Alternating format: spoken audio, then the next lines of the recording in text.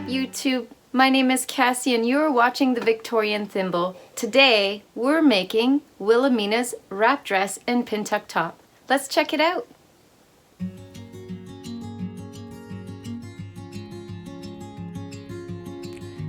First, we're going to get the Making Luna Lapin and Friends book, and this is the outfit we're making here today.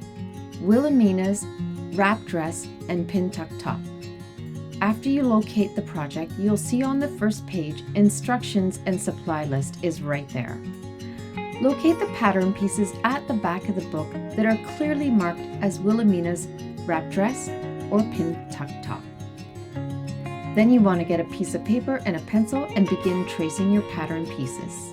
And of course, everyone, if you could watch my video to the end, like, comment, or subscribe, it really helps support my channel and make it grow. Thanks so much.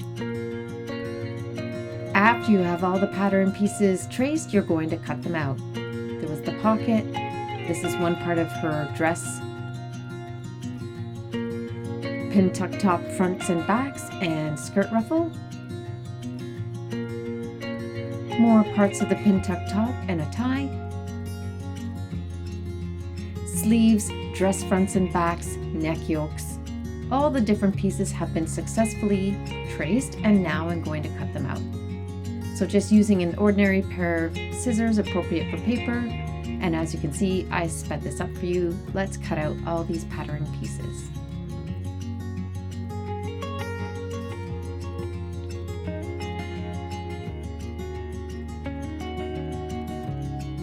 Next, you want to organize all the pattern pieces into place so you can see exactly what you have. Those two pieces are going to be taped together to form the full skirt piece. You can see here's all the pieces for the dress, and there was the pieces for the shirt. Next, I made an envelope and I labeled and put all the pieces in the envelope. Now, I did fussy cut these one at a time because we did agree, as per my subscribers, to do this dress out of two different fabrics. So where you might normally lay out the entire pattern at once, I couldn't do that in this case because I'm fussy cutting different pieces. So I had to sort of go a little at a time. These little scissors I'm using here, I just held up to the camera for you. They are by Ginger. Fiskars bought the Ginger brand. These are 4-inch shears. They are like super sharp, and they give you a lot of good precision with cutting. Highly recommend. As you can see, I'm continuing to cut out the dress skirt, lining up the pattern pieces I want to show on the wraparound. I had to piece this together to make the skirt piece as I wanted. And there you have all the pieces cut out and ready to go, with that skirt piece sewn together so it's one big long piece, pockets with pressed, skirt back and dress back and front, ties, and this is trim that we're going to put on the neckline of the dress to tie together the flower pattern at the top of the dress with the hem of the skirt. First, pin the ties, and then you're going to stitch them, edge stitch them right along the ties at the folds.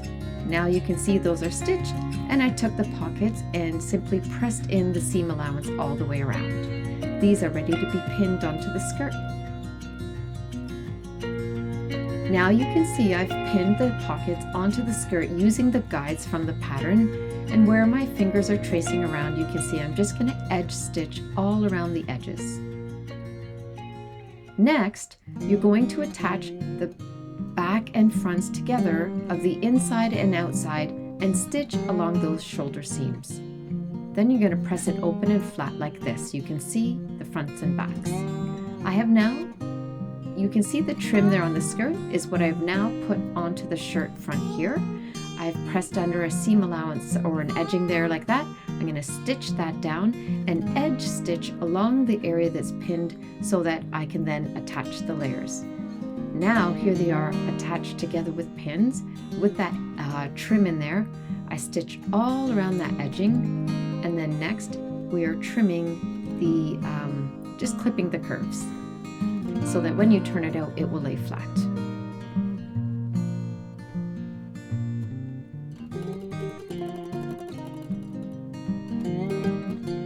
Now you can see when we turn this out that the trim that I edge stitched down into place goes just so nicely right at the neck edge of the dress like that. Look at that. It's going right along the neckline and it's going to tie together the bottom and the top of the skirt.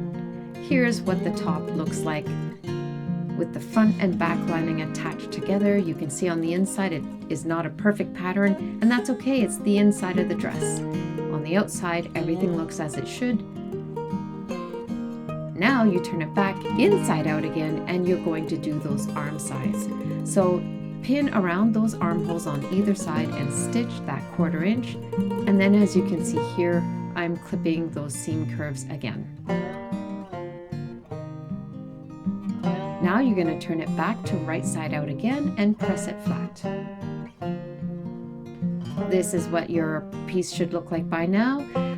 The edging that I did around the neckline was optional. Here's what the inside looks like. There's no lining, it's just a self-lined piece, and this is it, ready to attach to the dress.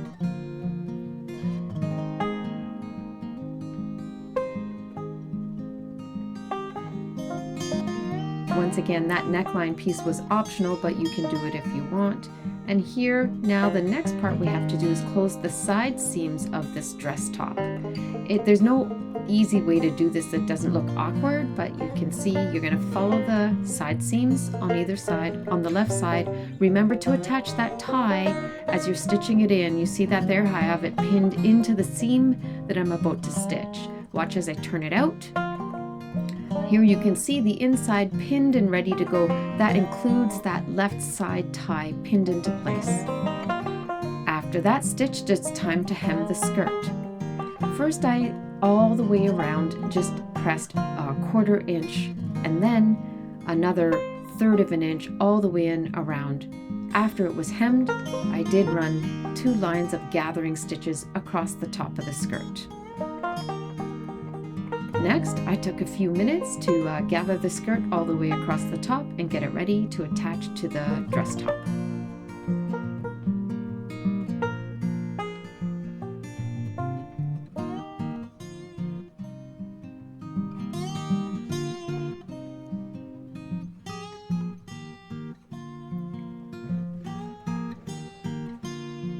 And there it is, ready to attach to the dress.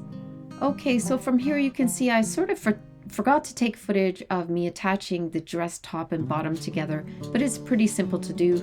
You leave the inside lining pressed under a 1/4 of an inch when you're attaching this, so that after the skirt, bottom and top are attached, on the inside you can do exactly what you see me doing here. Stitching, just whip stitch down by hand the inner lining to the skirt edge, and here we go. This is the dress all ready to go. The inside looks so sweet and clean. I did serge the seams because I had it still on a little rolled hem that went really nicely with the size of the dress. The inside has been just hand stitched down there, and everything is ready to go. So you lay the one side in first, the left side, the right side over top, and then just tie this up like so.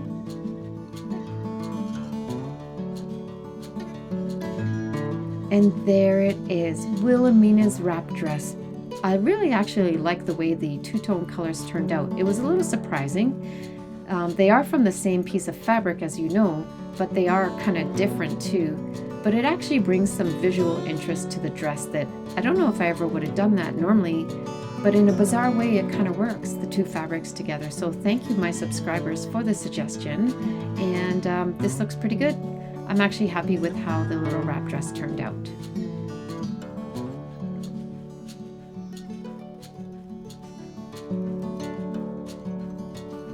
Now we're making Wilhelmina's top.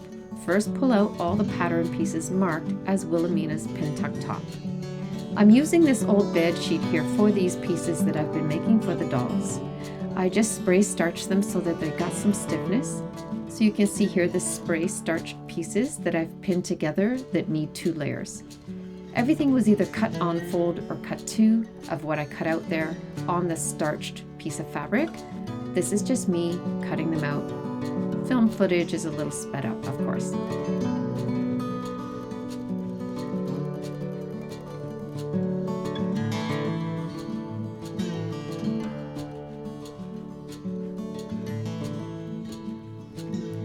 Here is the Pintuck top front. I did forget to try and show you. It was actually really difficult to get the whole thing pinned. I'm okay with how this turned out, but when you look at this, you will see the right side and the left of the Pintucks, they don't quite look the same. I wasn't actually thrilled with how that was. I tried to fix it a couple of times. I couldn't seem to get it better. And honestly, guys, I just said, good enough. It is a dolly dress and it's going to be covered by a wrap dress to boot. So I called it good enough and moved ahead with the project. So once you have your Pintucks in place, you're going to do this here, pinning your fronts and backs together, stitch them, and then press them flat, and the yoke for the neck as well. With that, you're going to pin the two pieces together, and it's not actually a mistake that the back yoke is shorter. What you're going to do here is stitch the yokes down to the edges where you see my finger running here, and then it folds back on itself to attach the neck yoke, so that when it's done stitching, you'll turn it right side out, and you're going to have a folded finished edge. It's a clever little design. Once it's stitched together, the neck yoke and the actual shirt, trim your seam allowance as close as you can, and then clip those curves as well. And now we turn it right side out. I put this on super fast for you. There it is, turned right side out, and here it is pressed flat. Pin tucks out the front. Look at the folded neat edge at the back. Everything's laying down nice and smooth. Overall, I am very happy with how this turned out.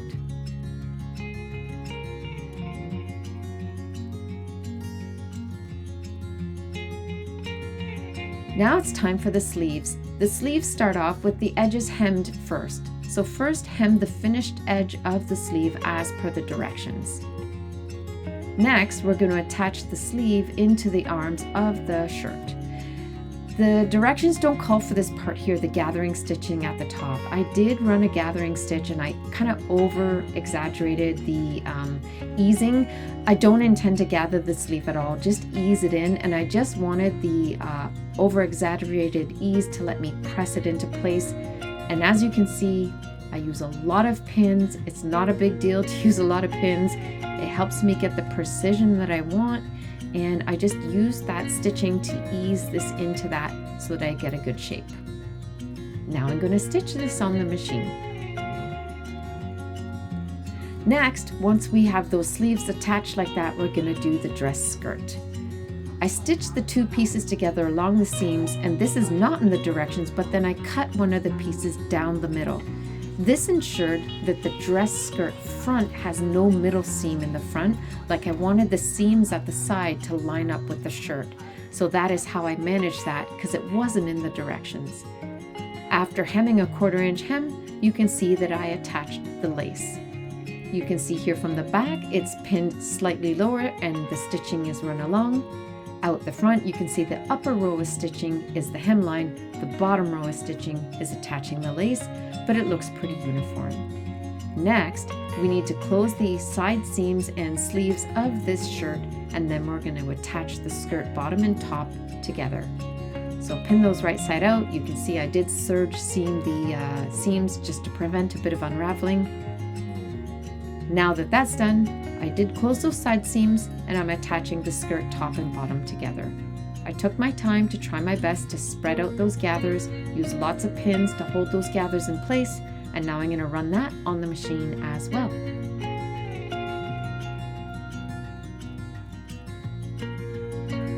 Here it is, all sewn together. Doesn't it look sweet? The fabric looks crisp and fresh. Even though it's old fabric, it's clean and starched, and it turned out great. I did use a rolled hem on my serger, so some of this serging edging here looks a little choppy. It's just, I didn't want to bother to adjust anything, but I did serge it to prevent any extra unraveling, and because it's a little rolled hem serge, it fits the fabric and the little outfit quite nicely. I'm so glad you could watch this. Let's see her model this outfit now. I'm so excited, I can hardly wait to see. Here we go. Thanks everyone for watching this tutorial today. I'm so glad you could join me. I look forward to seeing you next time with your needle and thread at the Victorian Thimble. Bye.